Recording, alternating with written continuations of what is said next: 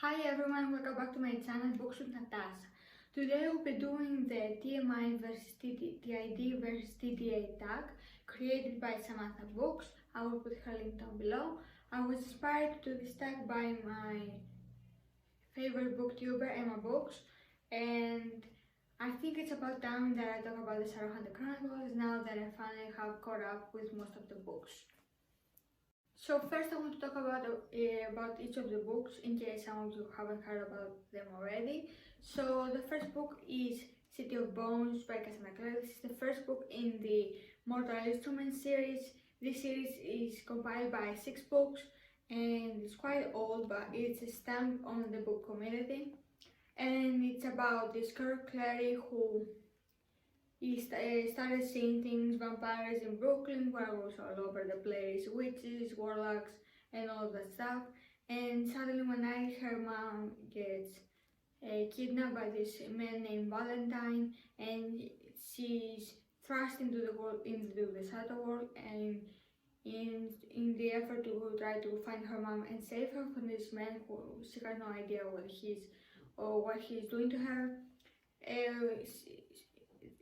That man is called Valentine and he is looking for the Mortal Cup, and only Claire knows where it is and she doesn't know who to trust, and she's slowly starting to come into herself and realize her own power and confidence.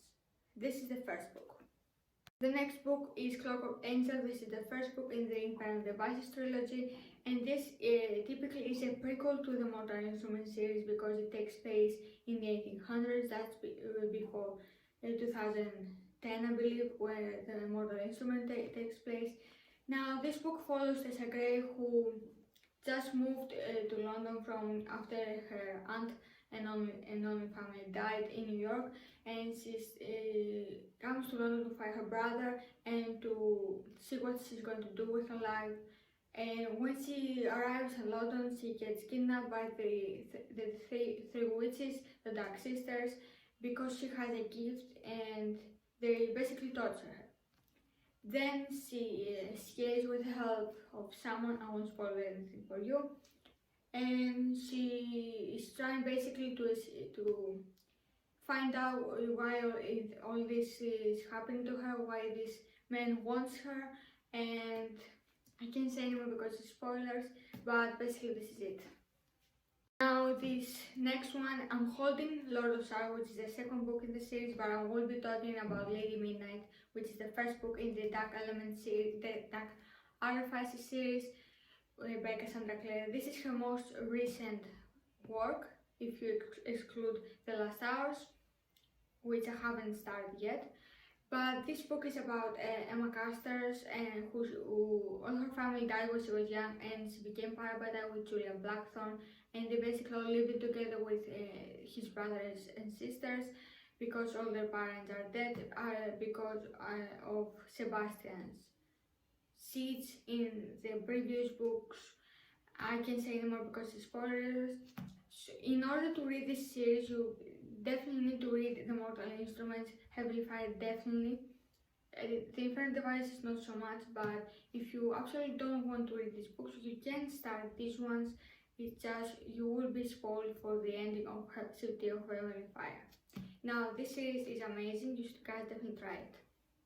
Question number 1. Who is the best main character? Clary, Tessa, or Emma? For this question, I'm gonna have to choose Emma from the Dark Artifices because it was really interesting to see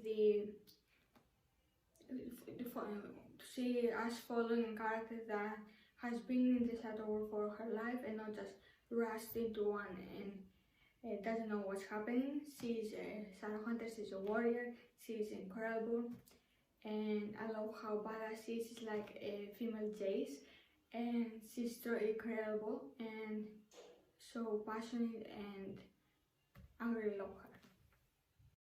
Question number 2. Who is the best Heron there? Jace, Will, or kind of spoiler, Kit in the Dark Artifices? For this I'm gonna have to go, of course, with Will Herondale from the Dark Artifices.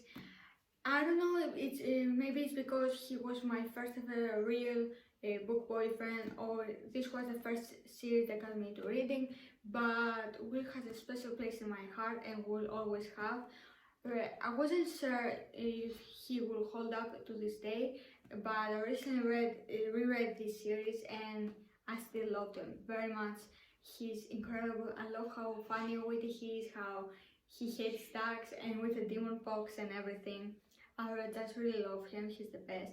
I'm really hoping he will be able to see him again, even though spoilers, he's dead because of old age basically, but I'm hoping the last hours at least he will make an appearance, because I think the last hours are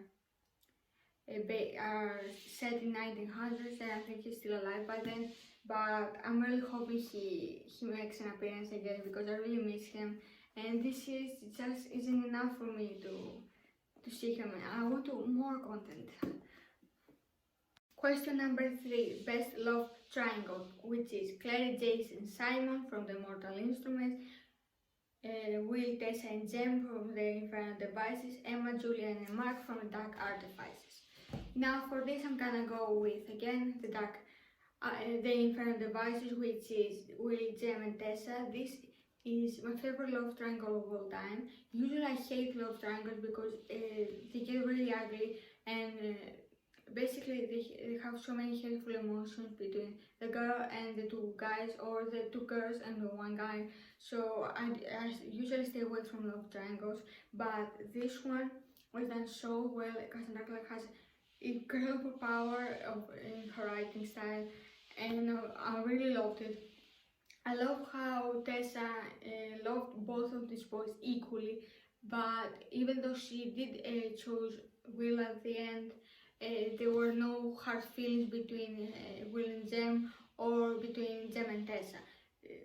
Even if Jem had stayed and not become a silent bride, I think their relationship would still be super close, and they still basically were brothers, and no girl could ever come between them. And Jem and Tessa are still very close, and I really loved how this love triangle was done, and I hope more love triangles will be like this in the future. Question number 4, who is the best villain? Sebastian from the Mortal Instruments, Axel Bortmain from the Infernal Devices, or Annabelle Blackthorne from the Dark Artifices?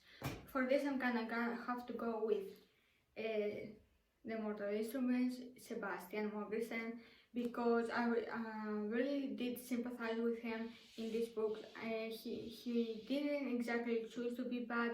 He was left in the hell dimension basically and was raised by Lily, so he basically had no choice but to turn evil. And it's one of these arcs which you are rooting for him to have a better life, but it's very tragic. And I know he did very bad things, and really bad things. I mean, in the beginning of the Dark Artifice you see what he's done, but I can't help but sympathize with him. He's just such a tragic character, and I'm really hoping I can get more about him in the future, even though we have quite a lot of information in these books already, but I think I will enjoy some more extra content for him. Question number 5, what is the better army? But Emma Books changed the question to threat, and I agree with her because it's much more good question for the Dark Artifices, and for that we have Clockwork Army, the Sebastian's Army, and the Parabatai Curse. And for that I'm gonna have to go with the Dark Artifices and the Parabatai Curse. This was such an interesting topic to explore about about the relationship between two Parabatais, and I was always wondering what was going to happen if two Parabatais ever fell in love, because haven't been explored in the previous books. It just has been mentioned that it's forbidden, but we don't know why. And I love how these books delve into this topic, and I love how it's been resolved in the Queen of Air and Darkness. I'm sorry I'm stuttering, I don't know why. But Emma and Julian are such a perfect couple. I really adore them in this series so much.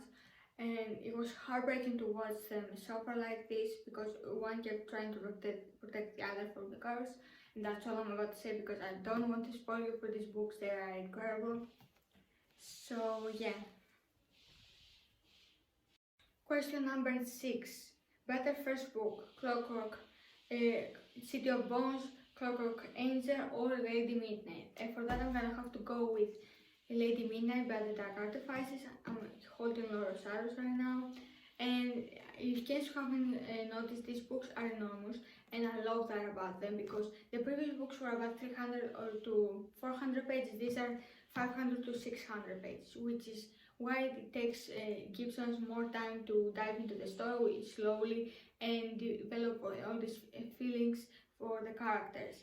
It starts by making us sympathize with them, kind of slowly making us ship them, and then breaks our hearts.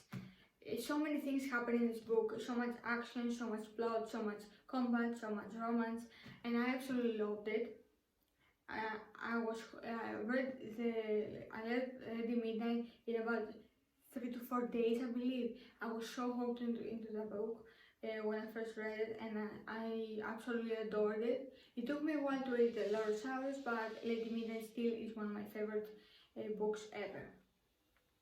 Question number 7, favorite female supporting lead, and that is between Isabel Lightwood, Cecily Herondale, and Christina Rosales, and for that I'm gonna have to go with Isabel Lightwood from the Mortal Instruments series. I haven't connected much with Cecily or Christina, but Isabel is one of my favorite characters. She's such a badass, powerful woman, and she doesn't take crap from any man or any woman for that matter, and I love her. She's everything I aspire to be, and I love how she's so much powerful, and her whip, and how she's always like in her high heels and able to fight and beat anyone and any monster, and I really adore her. Question number 8, better setting, New York Institute, London Institute, or Los Angeles Institute, and for that I'm gonna go with London Institute from the Infinite Devices. I know many people will choose New York or LA, but for me, maybe it's sentimental because this is the first book I ever read. Maybe it's because I'm obsessed with London and I hope to travel there someday.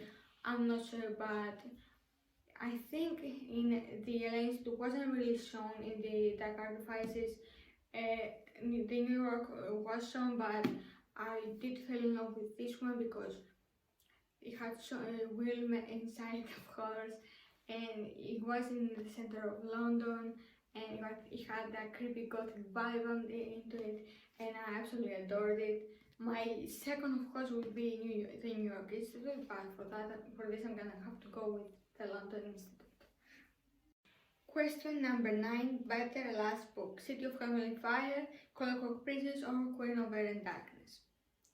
For this I'm gonna have to go Queen of Air and Darkness by Cassandra Clare. I'm holding Lorosaurus in case you haven't noticed by now, but Queen of Air and Darkness was such a powerful book. It took me quite a while to finish because it was like 950 pages long, and I stopped halfway through it because it was quite slow in the beginning, but when I picked it up again and get past the 200 page mark, I absolutely adored it because it picked up. It was really fast paced and a lot of things were happening, and I absolutely loved everything about it, and how the last battle scene was, and how everything was resolved with the characters, and that cliffhanger made me anxious, and I'm looking forward to the Wicked Powers version. I think it comes out in 2023. I'm not sure. I have to check on the dates so I can be sure, but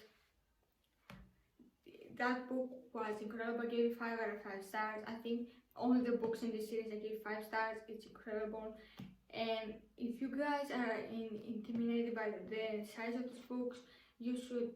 I promise you, they're incredible. You should definitely give them a try. Question number 10, best final epilogue. City of Heaven and Fire, Clockwork Princess, or Queen of Air and Darkness. And for that, I'm gonna have to use my 2 points to choose 2 books, and for that is the Dark Artifices and the Infernal Devices series. This series, let's talk about this one first.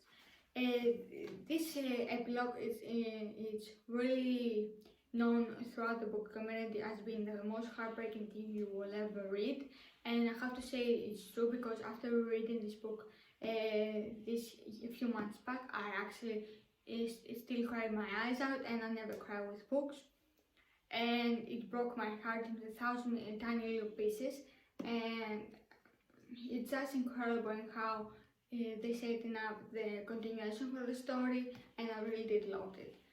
Now for the final book on this series, Queen of Air and Darkness, I absolutely love the epilogue because it stopped in such a ginormous cliffhanger, because if I'm spoiling anything, I try to put like a small picture here so you can guys move forward, mute or anything. It's just how things were done for in the huge cliffhanger that will lead to the wicked powers, and how Jace from the other dimension, the hell dimension basically, came to our world, and and he's looking for Clary, and it's all coming back to me now. I'm sorry, it's just, oh my god, and I'm really anxious to see how Jace and Clary in our universe basically will handle all of this. I'm hoping for a good ending, but I have a feeling many people will die, because I think Wicked Powers will be the conclusion to the Shadowhunter world, but I sure don't want it to end. I want Cassandra to keep writing forever. So enough about my rant, and yeah. So I have counted the points, and I'm pretty bad with math, but I'm hoping these numbers are correct. And it's a tie between the Infernal Devices and the Dark Artifices. Let me give you the rundown. The Infernal Devices have 4 points, the Mortal Instrument have 2 points, the Dark Artifices have 4 points. And I wasn't expecting that. I was sure that either the Infernal Device or the Dark Artifice will take the lead, but I'm so happy that it's a tie. That means I really love those 2 series very much, and this whole video has made me want to read one of these series. But who knows, maybe I'll even start Chain of Gold soon, but who knows. Anyway, I really enjoy doing this tag. Anyone who wants to do it, I will tag you below, and I hope you guys enjoy this video. Thank you guys so much for watching. Like and subscribe and stick around for more. I would really appreciate if you guys give my accounts below some love, and I will see you in my next video very soon. Bye!